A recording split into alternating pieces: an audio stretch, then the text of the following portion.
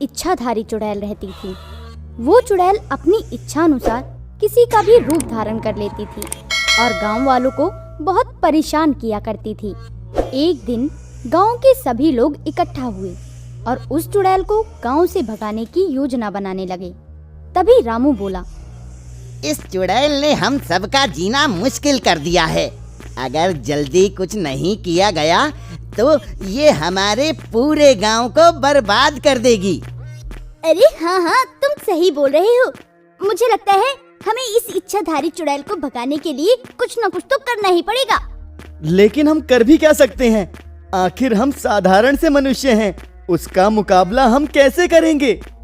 सभी गांव वाले ये बात कर ही रहे थे कि इच्छाधारी चुड़ैल एक कुत्ते का रूप धारण करके ये सब सुन रही थी।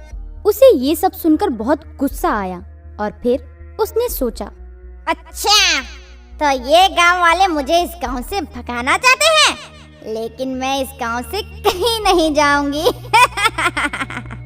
जिसने भी मुझे गांव से बाहर निकालने का सोचा था, उससे तो आज रात में सबक सिखाऊंगी। उसके बाद जैसे ही रात हुई, इच्छाधारी चुड़ैल सबसे पहले रामू के घर बिल्ली का रूप धारण करके पहुंची। उस समय रामू चारपाई पर लेटा था। इच्छाधारी चुड़ैल उसकी चारपाई के नीचे घुस गई और उसकी चारपाई हवा में उड़ने लगी। रामू घबरा कर बोला, अरे ये मेरी चारपाई हवा में कैसे उड़ रही है? रामू डर से कांप रहा था कि तभी इच्छाधारी चुड़ैल अपने असली रूप में आकर बोली, अरे ओ रामू के बच्चे, अपने आप को समझता क्या है तू? हाँ, तू मुझे इस गांव से बाहर निकालेगा? तेरी इतनी हिम्मत? अब तो देख मैं तुझे कैसे उल्टा लटकाती हूँ। चुड़ैल जी, मुझे हवा से उतार दो। मैं आज के बाद कभी ऐसी गलती नहीं करूँगा। रामू की बात का इच्छाधारी चुड़ैल पर कोई असर नहीं हुआ और वो रामू का रूप धारण करके सीधा चंपा के पास पहुंची और चंपा से कहने लगी, चंपा बहन जल्दी चलो, जंगल की तरफ गांव वालों ने मिलकर उस इच्छाधारी चुड़ैल को पकड़ लिया है। अरे वाह, ये तो आपने बहुत अच्छी खबर सुनाई। वैसे भी अच्छा ही हुआ जो उस इच्छाधारी चुड़ैल को पकड़ लिया, नहीं तो ना जाने कितने लोगों को परेशान करती रहती। ये कहकर चंपा जैसे ही अपने घर से बाहर निकली तो वो इच्छाधारी चुड़ैल अपने असली रूप में आ गई और फिर कहने लगी, तुम सब मिलकर मुझे गांव से भगाना चाहते थे ना? अब देखो मैं तुम्हारा क्या हाल करती हूँ। ये बोलकर चुड़ैल ने चंपा का हाथ पकड़कर उसे हवा में उड़ा दिया और चंपा सीधा पेड़ के ऊपर बैठ गई और जोर जोर से चिल्लाने लगी, बचाओ बचाओ, कोई मुझे बचाओ, मैं गिर जाऊंगी, कोई तो मुझे नीचे उतारो, बचाओ। इसके बाद वो चुड़ैल चंपा का रूप धारण करके सीधा हरिया के घर पहुंची और उससे बोली, अरे हरिया, तुम क्या कर रहे हो? मैं अपनी झोपड़ी के लिए छप्पर बना रहा हूँ। तुम कहो बहन, कैसे आना हुआ? मैंने सुना है कि इच्छाधारी चुड़ैल को पकड़ लिया है। तुम भी चलो, मैं भी वहीं जा रही हूँ। सच? उसे पकड़ लिया? चलो तो फिर मैं भी चलता हूँ तुम्हारे साथ। ये बोलकर हरिया घर से निकल गया। तभी इच्छाधारी चुड़ैल अपने असली रूप में आ गई और बोली, मैं अब तुम्हें नहीं छोड़ने वाली।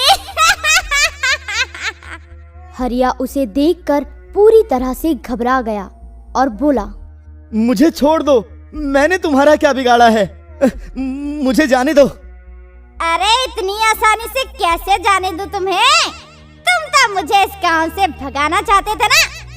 अब तो तुम्हें इसकी सजा जरूर मिलेगी। ये कहकर इच्छाधारी चुड़ैल ने हरिया को उसी की झोपड़ी के ऊपर बैठा दिया। हरिया चिल्लाने लगा, बचाओ बचाओ, कोई मुझे नीचे उतारो, बचाओ। मेरा बदला पूरा हुआ।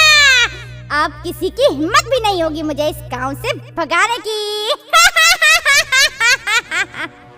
ये बोलकर इच्छाधारी चुड़ैल वहां से गायब हो गई और जब सुबह हुई तब गांव वालों ने रामू, चंपा और हरिया को देखा तो बहुत हैरान हुए और उन्होंने उन्हें नीचे उतारने की पूरी कोशिश की, लेकिन कामयाबी उनके हाथ नहीं लगी। इतने में गांव में ही रहने वाला भोलू नाम का एक आदमी बोला, ये लोग ऐसे नहीं उतरेंगे। इच्छाधारी चुड़ैल की शक्तियाँ बहुत ज्यादा हैं, इसलिए हमें ऐसी शक्ति की जरूरत है जो इच्छाधारी चुड़ैल की इन बुरी शक्तियों को काट सके। ये बोलकर भोलू वहाँ से चला गया और कुछ देर बाद वो एक साधु को अपने साथ लेकर आया और उस साधु को सारी बात बताई। ये सब सुनकर साधु ने कहा, तुम चिंता मत करो, मैं अभी इन तीनों को नीचे उतारता हूँ। ये कहकर साधु ने कुछ मंत्र पढ़े और अपने लोटे से जल निकालकर सबसे पहले रामू पर, फिर चंपा पर और सबसे आखिर में हरिया पर डाला। उन तीनों पर जल गिरते ही वो अपने आप नीचे आ गए। उसके बाद भोलू ने कहा, साधु बाबा, आपका बहुत बहुत धन्यवाद कि आपने हमारी मदद की। अब आप उस इच्छाधारी चुड़ैल को इस गांव से भगाने का कुछ उपाय कीजिए।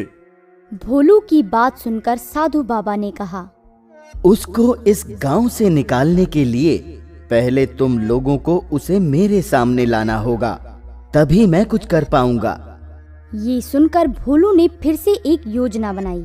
उसने गांव वालों को इकट्ठा किया और उन सब से जोर जोर से कहने लगा, आज हम सब उस इच्छाधारी चुड़ैल को इस गांव से भगा के रहेंगे, चाहे इसके लिए हमें कुछ भी करना पड़े। भोलू की बात सुनकर इच्छाधारी चुड़ैल को गुस्सा आ गया और वो सबके सामने प्रकट होकर बोलने लगी, अच्छा, तो तू मुझे इस गांव से भगाएगा? तेरी ये हिम्मत! मैं भी देखती हूँ कौन मुझे इस गांव से निकालता है। ये कहकर इच्छाधारी चुड़ैल ने जैसे ही भोलू की तरफ हाथ बढ़ाया, वैसे ही साधु बाबा ने मंत्र पढ़कर उसके ऊपर जल छिड़का और अचानक वो जोर जोर से चिल्लाने लगी, बचाओ, बचाओ, मैं जल रही हूँ, मुझे बचाओ, कोई तो बचाओ, मैं जल रही हूँ। तभी इच्छाधारी चुड़ैल के अंदर से आग की लपटें निकलने लगी और वो जलकर राख हो गई। इस तरह गांव वालों को उस इच्छाधारी चुड़ैल से छुटकारा मिल गया। सभी गांव वालों ने भोलू और साधु बाबा को धन्यवाद किया। तो दोस्तों, इस कहानी से हमें ये शिक्षा मिलती है कि हमें मुसीबत के समय कभी घबराना नहीं चाहिए।